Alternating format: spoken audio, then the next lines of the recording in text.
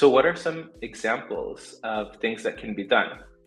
And again, you can get creative, and there could be many, but some of the examples that we're already doing is things like civic or community engagement.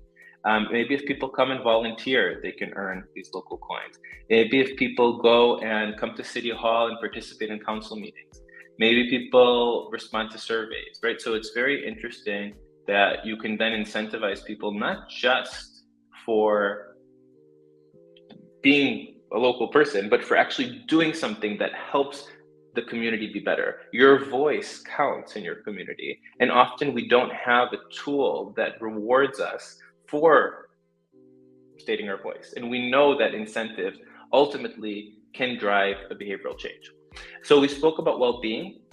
Of course, I'm a big believer in preventive medication and preventive measures. And so if you reward people for getting vaccinated, if you reward people for getting tested, I'm going to talk about in the next slide one of the actually very interesting studies in Africa. We have so many budgets that are going in, especially in emerging markets in different countries and cities, to help solve pandemics, to help solve health crises. And we don't often know what happens with those budgets. So one great tool to be used to help utilize these budgets and create these budgets in a way that act as incentives for people completing preventive measures to hopefully delay or prevent them from getting the disease in the first place. That's a way to really, really help, and it's all traceable and trackable. Another one that we feel very strongly about is cutting emissions, right? I'm probably not going to be the only one to say this, but emissions and our carbon footprint is growing all around the world.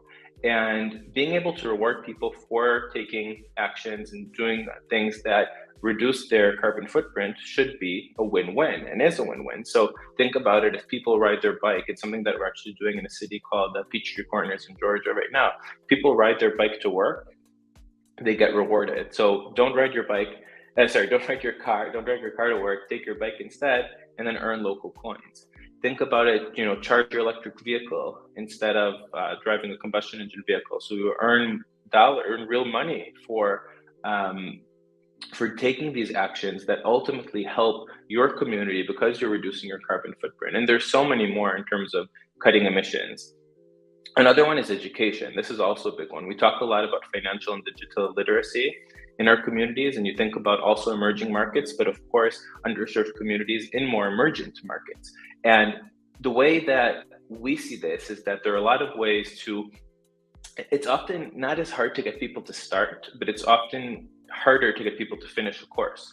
So if people complete a course, or if people complete a course that teaches them about financial education, or that teaches them a skill, maybe coding, maybe teaching them some design skill, or something that will improve their potential income, they should get rewarded for it, because again, it's a win-win, right? People learn, they gain a skill, they can then utilize that skill, and they should be rewarded for it, because there is it's a win-win-win.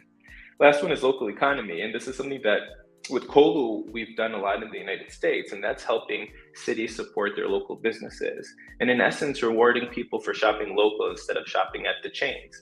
Not all countries have this problem, but in the United States and many others, they do. So how do you get people to shop at a local business? How do you get also people to shop at maybe a minority-owned business, or a women-owned business, or a business at an underserved community? So a lot of what we do is also look at ways to not just incentivize actions that promote the well-being, but also ones that directly promote the local economy.